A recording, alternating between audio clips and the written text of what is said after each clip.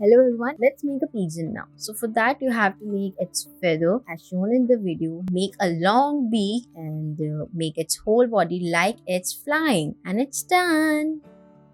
Now let's make a bird that is sitting on a branch. For that you have to follow the steps as given in the video. Now make the eyes and feathers of the bird and its cute little legs. Now make a branch out of it and it's done.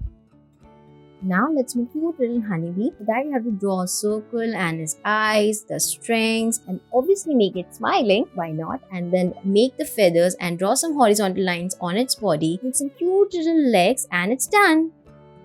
Now we're gonna make a butterfly. For that you have to make the eyes first and join the eyes with the lines. Now make the strings and obviously make it smiling. Make the whole body as shown in the video. Now make the feathers like circles and make some patterns in the feathers. Now draw some cute little dots on the feathers and then the legs obviously, and it makes it more even cuter.